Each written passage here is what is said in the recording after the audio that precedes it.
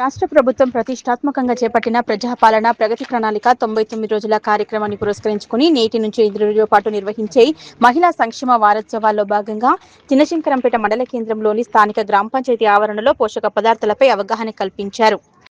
ఈ సందర్భంగా అంగన్వాడీ సూపర్వైజర్ అంజమ్మ మాట్లాడుతూ ఆకుకూరల్లో అనేక పోషక పదార్థాలు ఉంటాయని, జంక్ ఫుడ్ కు దూరంగా ఉండాలని, ప్రతినిత్యం ఆకుకూరలు తీసుకోవాలని, తక్కువ ఖర్చుతో ఎక్కువ ఆరోగ్యాన్ని ఇచ్చేటటువంటి ఆకుకూరల్లో ఎన్నో పోషక పదార్థాలు ఉంటాయన్నారు.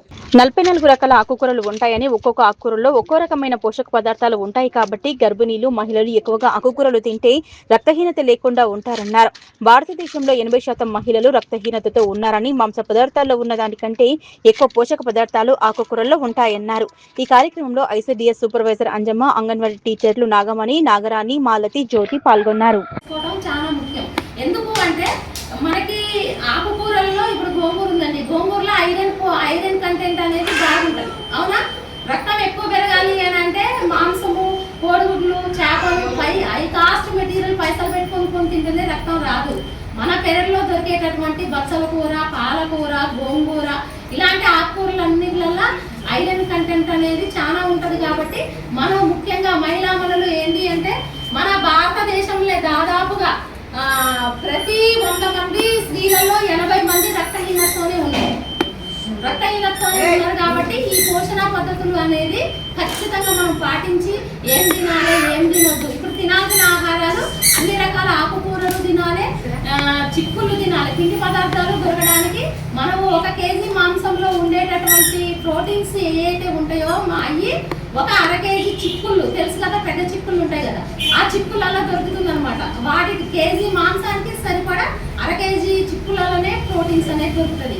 కాబట్టి మనము మన ఇప్పుడు ఇళ్ళల్లో పెంచుకుంటాం, చిక్కుడు తీగలు ఇళ్ళలో పెంచుకుంటాం, తక్కువ ధరకే దొరుకుతాయి. కాబట్టి ఆ చిక్కుళ్ళు ఆహారంలో తినడము, రోజు ఒక రకమైన ఇప్పుడు ఇది ఉంది ఎండుకాయతో కలిపి కాంబినేషన్లో పప్పులో వేసుకుంటాము, అది వాడాలి. ఇంకొకటి పొనగంటి కూర తెలుసా ఎవరికైనా? అని అంటే చాలా మంచిది. ఎందుకు అంటే కంటిని మొత్తం శుభ్రం క్లీనింగ్ చేస్తుంది అనమాట. ఖచ్చితంగా పొనగంటి కూర కూడా మహిళలు కంపల్సరిగా వారంలో 2 సార్లైనా మన ఇళ్ళలో ఉండేలాగా చూసుకోవాలి. అలాగే తరచూ మన ఆహార పదార్థాలలో మునగాకు వాడాలి. ప్లస్ అలాగనే గోంగూర తింటారు,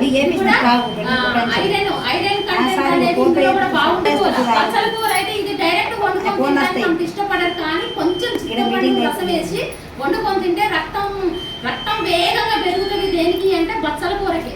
తర్వాత పాలకూర. కానీ ఫస్ట్ మనకి ఎక్కువ రక్తం తొందరగా పెరిగేది మన బచ్చల కూరతోనే పెరుగుతుంది. కాబట్టి ఖచ్చితంగా ఈ బచ్చల కూర, పాలకూర, పుదీనా ఈ అన్ని రకాలు కూడా మనకి దాదాపు తెలియని మనం కేవలం 5-6 రకాలు మాత్రమే ఇళ్ళలో వాడతాం. కానీ 40 రకాల ఆకుకూరలు ఉన్నాయంట. ఎలక చెవల కూర, ఇల్లు తూటి కూర, ఆకుకూరలన్నీ కూడా. ఇంకోటి చెన్నంగి ఆకు కూడా మంచిది, వండితే అంటే పచ్చడి చేస్తారు, మంచిది కూడా చేసుకోవచ్చు. ఇట్లా వివిధ రకాలైన ఆకుకూరలు ఖచ్చితంగా తినాలి. పిండి పదార్థాలు ఉన్నటువంటి తినాలి. ఇంకొకటి ఏంటిదంటే మిల్లెట్స్ ప్రాధాన్యం అనేది తగ్గింది ఇప్పుడు ప్రస్తుతం ఉన్న జనరేషన్లో.